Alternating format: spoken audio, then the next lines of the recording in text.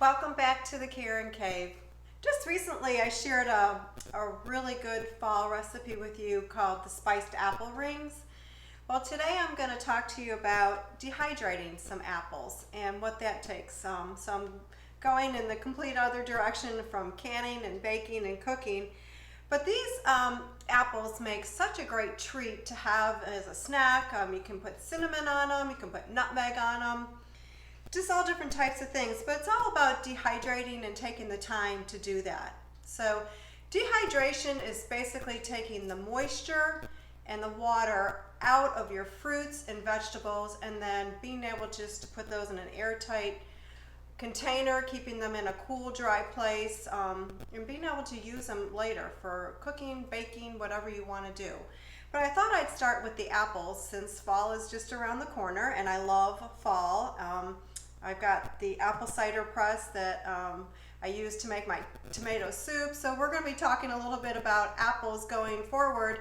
Not as much as about my tomatoes, but today we are going to talk about doing the apples. But you can do your herbs and your spices from your garden. As you can see, I've got a job here that I'm going to do with some dill that I've grown. I've got a big abundance of that, so I'm going to dehydrate that and crush it down and put it into a jar just like I did with this. This is some basil that I did earlier in the season. I had so much of it and I didn't want it to go to waste, so I dehydrated it and then I crushed it and I put it through a strainer. So some beautiful, oh, you can smell it when you open up the jar, basil to use for my cooking or whatever I want to do. So I want to get started. The first thing that we're going to do is wash all of our apples. I've got some more apples over there. And some of the tools that I'm going to use today or that you can use with the apples. And it all depends on how you really want to do it. It's kind of up to you how you want your apples. This is a peeler. It's basically a potato peeler, but I use this for everything. I've even peeled kiwi with it. When I make my marmalades, I peel the rinds of the oranges and the lemons with this. It's a great tool. It's in my description below, so you can find out where to get it. I've had one of these for years. My mom got me hooked on that. The mandolin is something that you can use to slice your apples or slice your vegetables or anything that you're dehydrating. So that's an option to do there too. I've got this absolutely wonderful corer that I can use to core my apples. This is an apple peeler corer. A lot of you may be familiar with these. This takes out your core and it peels it at the same time and it slices it very pretty. So that's an option as well if you don't want to hand slice all of your apples yourself. So you want to cut these apples at about 1/4 of an inch, and depending on how thick you cut them is going to always make how long you're going to have to do the dehydration process with these. So the other thing that you want to do is you want to have a bowl and you want to have some citric acid, or you can use some real lemon juice, or you can do apple cider vinegar. And you can also use another little option. It's called vitamin C. So if you have some liquid vitamin C or even vitamin C tablets, you can crush those up and put those into 1 quart of water. And what that does is it slows down the process and doesn't stop it completely, but it will slow down the process for the apples turning brown or any of the other fruits, even peaches, turning brown on you from when it hits that air. That oxidation of it makes it turn brown and not so pretty. So anyhow, let's get started. I'm going to go wash these apples. I'm going to talk a little bit about everything in this process, but the longest part of the process is actually letting the water and humidity come out of all of your fruits. So fruits and vegetables do have a lot of water in them. I am using, I like to use a tart apple, and that's your Granny Smith. They have a lot less sugar in them than the Red Delicious or the other red varieties of apples. It doesn't mean that you can't use them, but they will take a lot longer to get crisper than the Granny Smith. Now, it's not even saying that you need to have them crisp. It's however you want to do them. So as the process of dehydration goes on, I will show you when they come out. You can actually kind of twist the red ones if they don't get super crispy. So if I dehydrate these from 6 to 8 hours or however long it takes, and I do these from 6 to 8 hours, they're not going to be as crisp as the tartar ones because they have a lot more sugar in them. So there's a lot more to pull out of them. Let's get started. I'm going to go wash these and then I'm going to get set up. I'm going to use my apple peeler core today, and I will get all these other things out of the way so we can get started. After you have your apples sliced exactly how you'd like them, you don't have to peel them. You can peel them, but you want to soak them really well in water and citric acid. So I'll give you the recipe for that. It's just basic water, citrus acid, or you can use bottled lemon juice. And what that does is that keeps the apples from turning brown. You'll notice they haven't turned brown. So you want to do that so when you dry them, they, of course, look pretty. Okay, we've got our apples going through the apple peeler core. You can see how it's slicing it, peeling it, and coring it all at one time. And again, this is just an option. You don't have to peel your apples. You can leave them with the skins on them and slice them yourself about 1/4 inch. This is just maybe just a little bit thinner than 1/4 inch, but this does it all for you. It just depends on if you want the skins on, or if you want the skins off, or if you want to slice it yourself. But it does really a pretty job with it. So, and I'm putting these right into the water. So you can see how pretty it makes it when it slices it. So I'm putting that into my water with my citric acid so they don't turn brown, and I will continue slicing these. And oh, the peels, I don't get rid of these. I don't waste these, and I'm going to show you later what I'm going to do with those. I'm also putting those into another bowl over here with some citric acid in it and some water as well. I'm going to dry those, and then I'm going to use those in some tea. I'll kind of go through that after I get done with the apples. So I'll continue with the apples here and coring these, and we'll be back. So after about 30 minutes of your apples sitting in your citric acid, you want to just rinse them off really good, and then just with a towel, just take off the excess water after you rinse them off. And then we're going to put them onto our cookie sheets and get them in the oven. So what I like to do is, after I get those apples out of the citric acid and rinse them really well, is just lay them on a towel and then just pat them just lightly, just to get some of the moisture out of them. You can do that with all of your apples, and then we're going to put them on cookie sheets on a rack like this, and then we're going to get them into the oven. After soaking them in the citric acid or bottled lemon juice, then you'll want to lay them out on your pans like this, and then we will put them into an oven between 150 and 170, and that will start the dehydration period of the apples. It will take a while, so be patient, and they will turn out beautiful.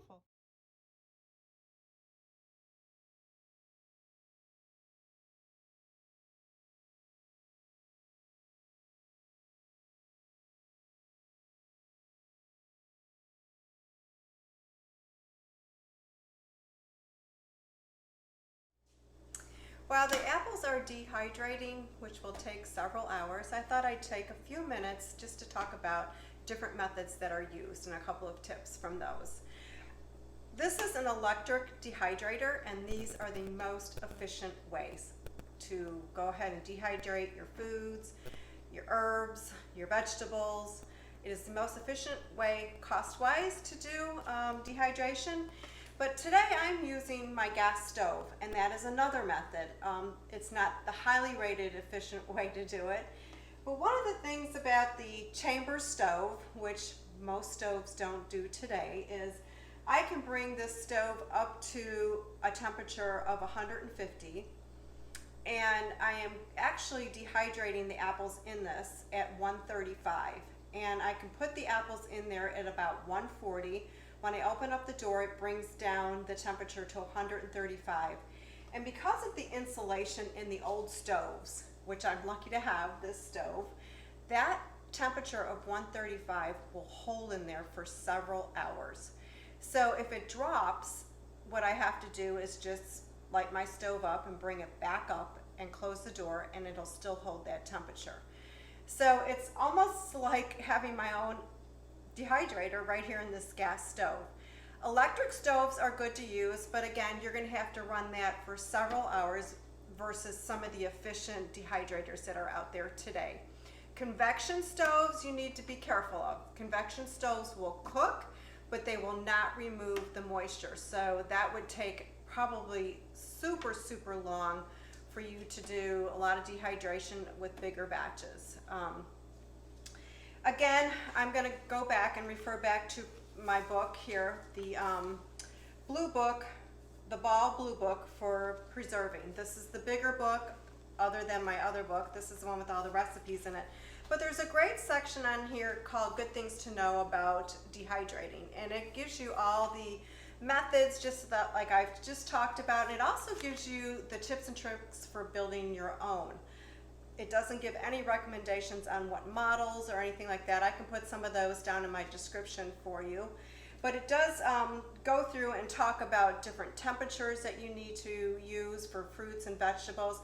It even gives you a method if you want to learn how much your dehydrated material is going to weigh based on what you start with.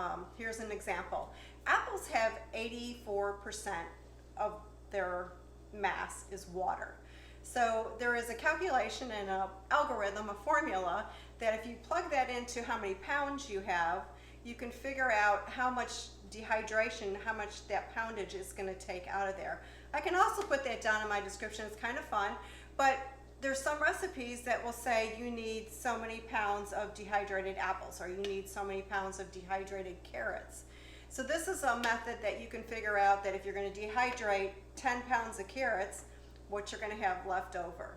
Again, this book is wonderful to have. It has lots of recipes in here as well, but it gives you really good tips on dehydrating and what different ovens do versus your electric ones. Again, these are highly recommended. There's a number of them out there. There's all different brands. I can put some down in my description for you, which I will. And then it gives you a lot about the different fruits and vegetables and what those basically weigh when you start, and then when they weigh when they're dried out. So again, just a few tips and tricks. I am using the old gas stove, which is not the most efficient, but with it not having to run all that gas all the time because it is such an insulated stove, it will keep that temperature for me for several hours.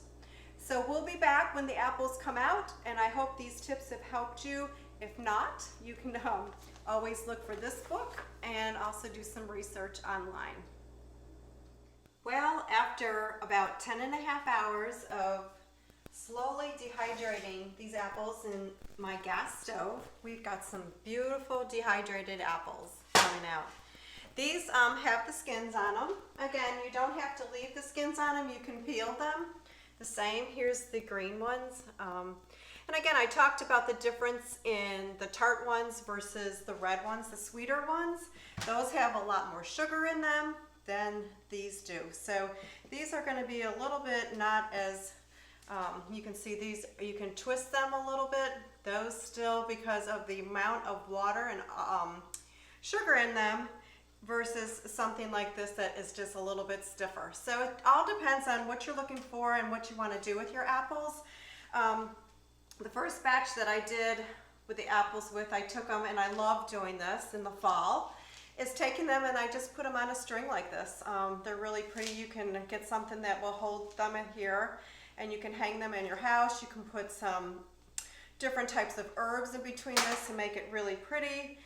You could take it and tie it like this and make a nice beautiful wreath out of it. So this is something that you can just have fun with these apples. They're just beautiful, and they actually smell really wonderful too. You can also take them and put them in a jar like this, a nice tightly sealed jar, and they'll stay nice as well. Those are, I don't know if you can see those, but they are really beautiful. Those with the red and the green chips together. There's another thing that I like to do too, is I take them and I put them in a bag, and I sprinkle a little cinnamon sugar in the bag, and I just give it a good shake. And that gives them a little bit of cinnamon flavor. You could even put a little bit of nutmeg in there. Whatever you'd like to do. Just be creative. Remember, I said let's not waste the peelings from when we peeled some. These were the ones that we peeled. Those don't have any skin on them. They dried real nice. They're in a jar. You can hear them. So I took the peels and I dried those, and we're just going to put those into this old Kenmore 500 machine. Nope, it's not plastic. Not plastic. It's glass and it's metal. So this thing has lasted many years. So we're going to turn this on and we're going to pulverize this, and what happens is this just makes it into a dust. And what do I do with it? I take it and I put it into my tea to have that little apple flavor into just some straight Lipton tea. So you'll see what happens here.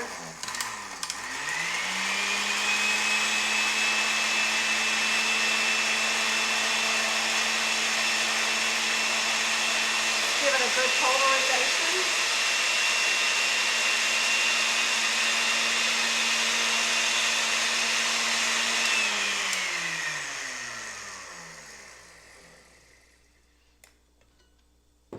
And basically, you've taken it and you've putting it down to a little bit of if I can pour this out, and you can see how it looks. It just comes out into a fine dust. You can put those into a little tea bag. They make tea bags. I can put those down in my descriptions, and you can get some just apple tea from it or whatever. But just pulverizing it down into a dust, you can just put some into anything that you want to give it a little apple flavor. So no waste that we do that. And again, you don't have to use something this old to do this. There's all kinds of tools out there today, the Vitamix, all those types of things that will pulverize something down. So I hope you enjoyed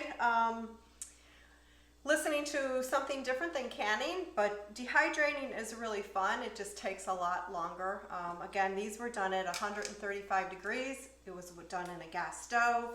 The most efficient way to do them is with the modern hydrators today, and I'll put some of those down in my description as well. Thanks for joining me. Happy fall and happy cooking. And that's a wrap for today. Thank you for joining me in the Karen Cave. I really enjoy sharing my family recipes with you, and I hope you'll continue to come back. Please subscribe to my page and give me a thumbs up for those that you like. I look forward to next time. Until then, happy cooking.